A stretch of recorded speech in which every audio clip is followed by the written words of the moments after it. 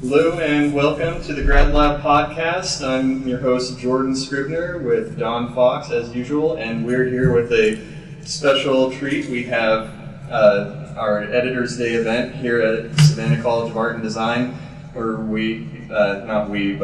actual faculty at the facility have brought in some editors from the comics world. So we're just going to go around and introduce everybody. Let's start over here and just go around and say who you are, what company you're from, and what pieces you've worked with, and let the people know.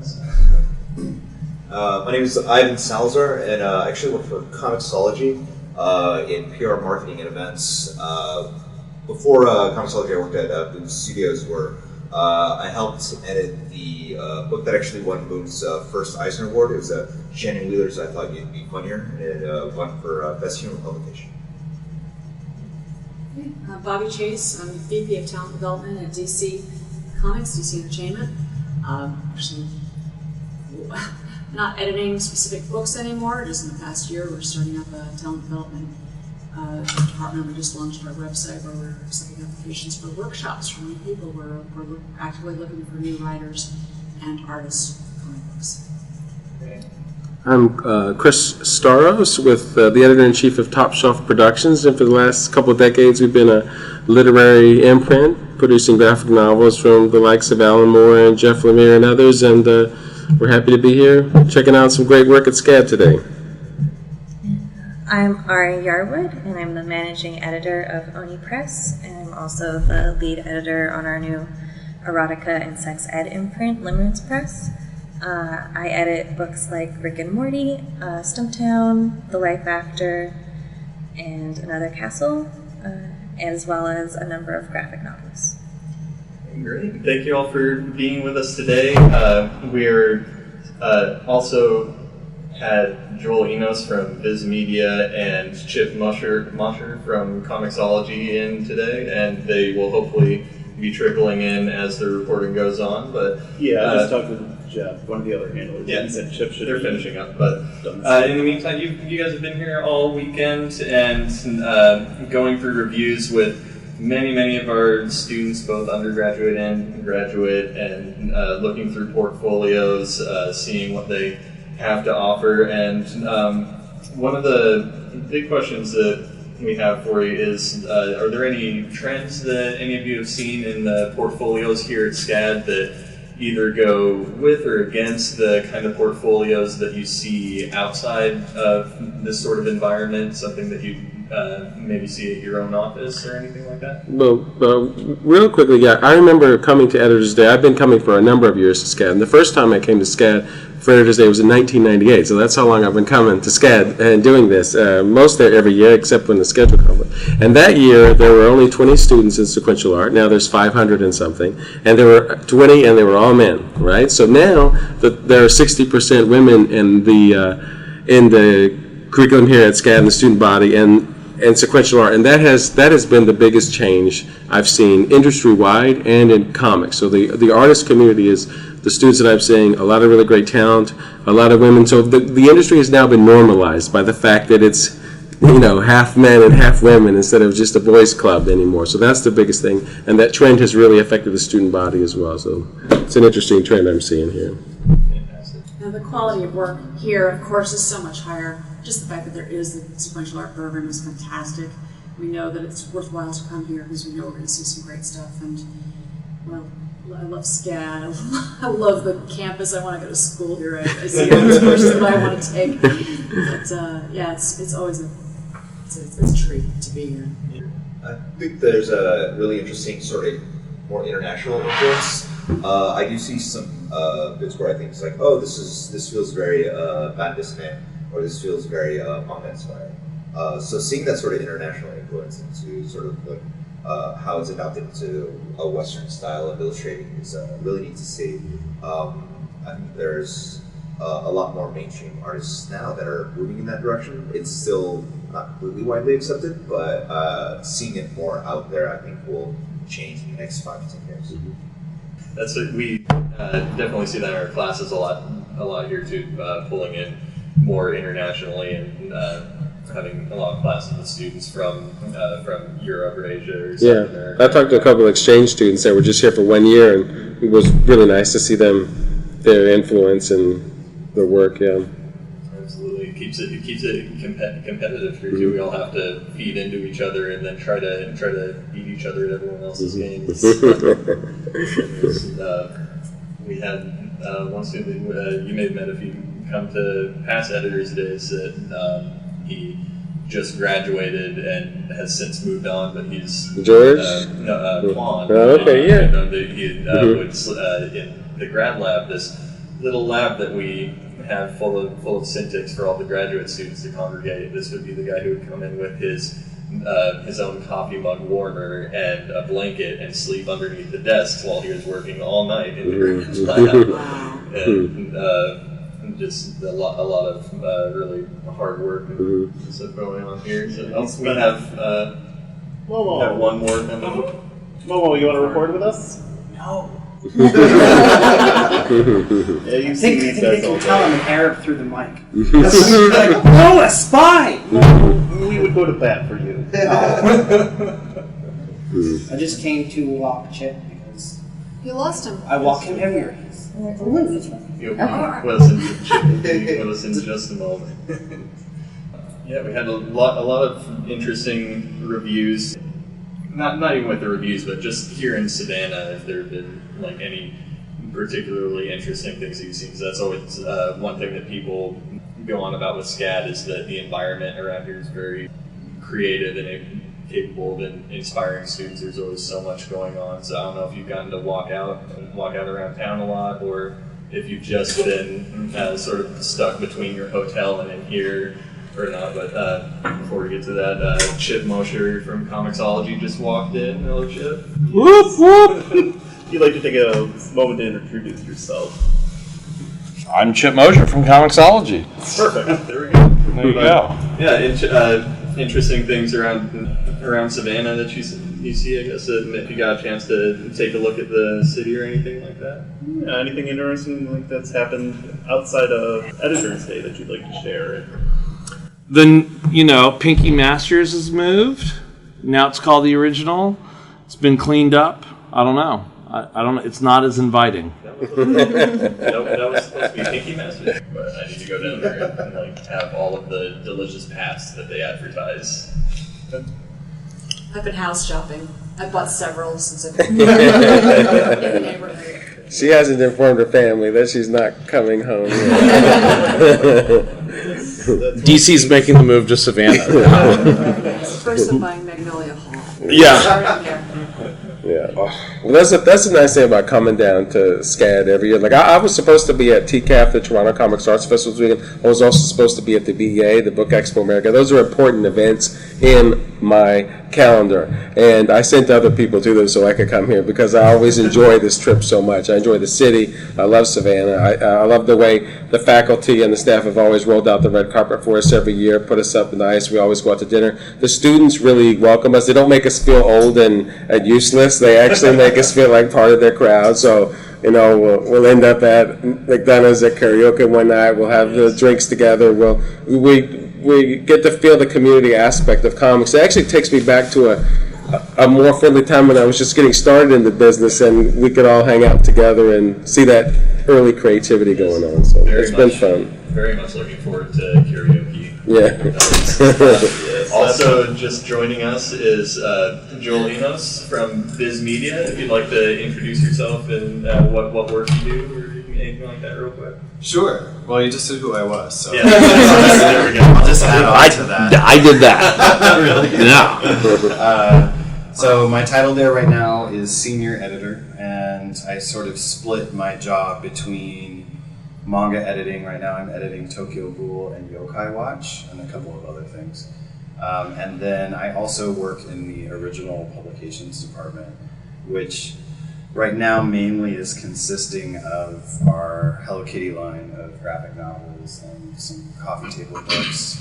We've got the Beating Puppy Cat cookbook coming out in July, and we just are finishing up our second Magic the Gathering art book.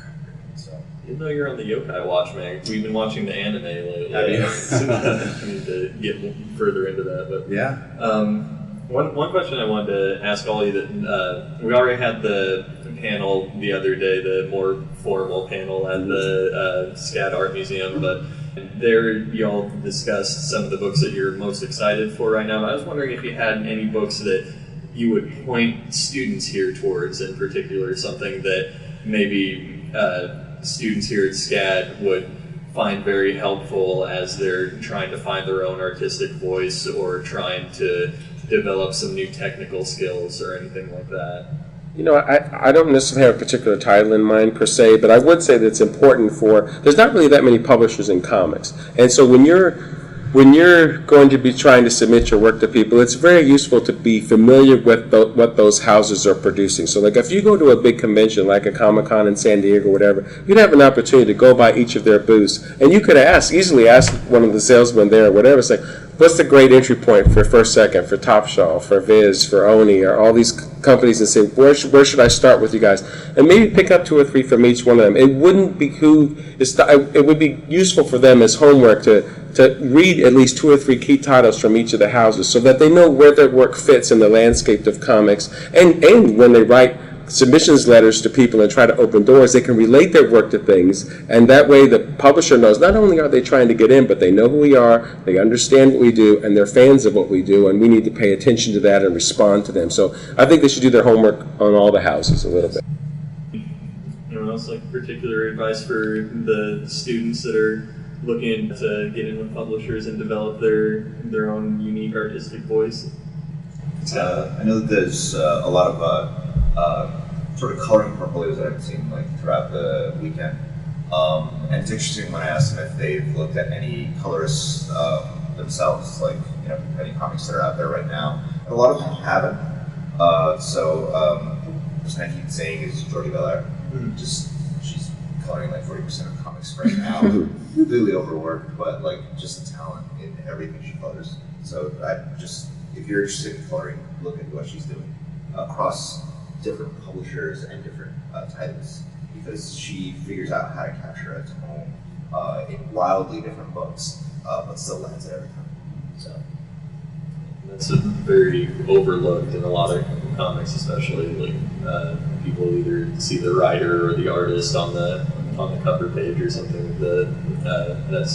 I know in the past I've definitely been guilty of that. SCAD's very good about trying to get us to break the habit of knowing who we're looking at when we're looking at these books, and not just scanning through them and ignoring all of the credits and everything. So it's a bit much more important thing that I think a lot of students do tend to ignore until they get deeper into their craft. So taking it beyond just cute figure drawing and splash art, things like that. Something I noticed when I was here 4 years ago is that, I didn't actually get quite so many people interested 4 years ago in superhero, which is SCAD's much more student. There wasn't the interest there. And I came down here with this Vertigo editor. Now I'm representing the DC mainline and Vertigo and that.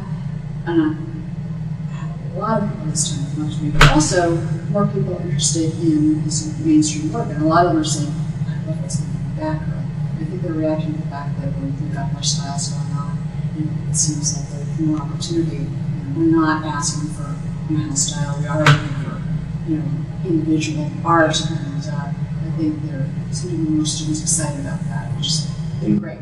That's just a couple months ago for our Comics Art Forum. We had Babs Tarr down here, one of the artists on Batgirl, and that's seems like sort of DC's flagship for art that's different and moving away from the more typical in-house studio style. And one of our professors, I think it was Doug McCart, described it to us as moving along these, him being able to identify the trends of the time, everything just by what the students would come in with in their portfolios. So one year he would have a bunch of people come in with Pokemon replicas, then there would be the Harry Potter and Pirates of the Caribbean replicas, and now it's coming back with all the success of superhero movies.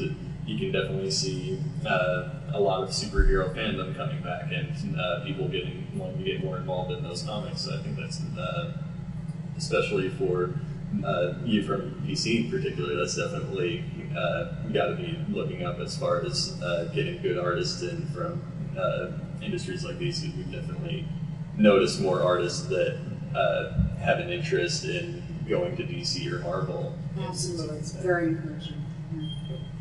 For some of the publishers here that don't do as many superhero comics, is that trend also as evident, or is it just the growth of the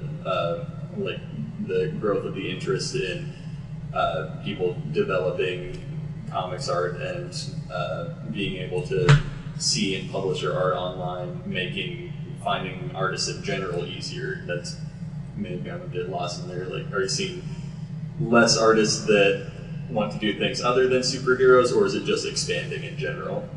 Right, like has this changed the type of work people are approaching you with to publish, or kind of work that you guys are thinking about publishing?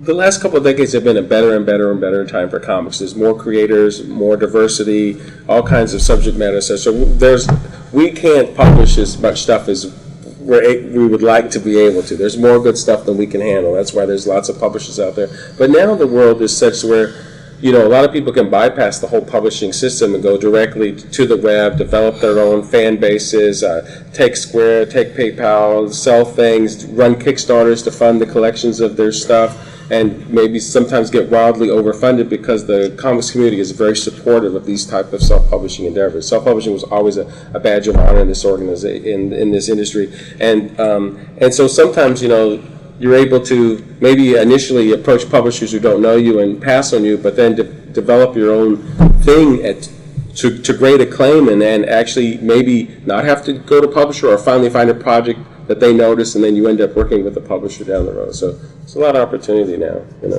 Is that for all the other editors here? Is that the badge of honor idea of self-publishing? Does that still hold as much weight, or has it diminished with how much easier it seems to be able to get material out there and self-publish through the internet and everything like that? I think for the indie press, the mini comic is still the greatest business card you could ever hand anybody. But better than a portfolio even, because it means you're one stage past just sample artwork. You've actually produced products, and you can take those to conventions and sell. And most of the big cartoonists in comics started with the mini comic. I started with a zine because I can't draw, so I actually wrote some fanzines together, and one thing led to another, and I'd be horribly embarrassed to show you what they look like now. They're terrible. But the key is to have the confidence to get something out there, and the humility to know the next thing you're going to do is better, and actually start producing products. And eventually that repetition of doing it starts integrating all that information, and you get really good at it. Are there any reoccurring themes you've seen in portfolios that you would like to tell students either to keep doing or to stop doing? If you're going to have lettering on your pages, the lettering class is not elective for you. Yeah, and I think lettering is a big issue in comics these days, because we kind of believe that lettering is an afterthought. It can be done digitally now, and we'll put it on after the fact. But really, lettering is a key component of the art of the page, and it should all work seamlessly together and almost feel like you're not reading anything, that it's just there. And so oftentimes in portfolios, you'll see that the lettering capabilities of the artist are 3 years behind the art capabilities of the artist, because they're just not practicing it as much. I remember I mentioned in the theater panel discussion that I saw a portfolio of great pages from yesteryear, Golden Age pages, Kirby pages, and others that somebody had pulled out, worth thousands of dollars. And everybody was oohing over the art. I paid no attention to the art. I oohed and ahhed over the lettering. I was like, oh my God, this is the lost art. This is like the Ark of the Covenant here for lettering. This is what people used to be able to do on the pages that nobody can do anymore. And it's like we've gone back to things looking like Little Nemo now. We're starting all over again. So focus on lettering as an integral part of your artwork. Part of it is it's way too easy just to grab a font and nobody really thinks about it anymore. And it can be. If the font's free, it's free for a reason. I have one note, which is if you're doing a webcomic, please pay attention to what resolution you're working at. So if you ever want to print it, it won't look super fuzzy.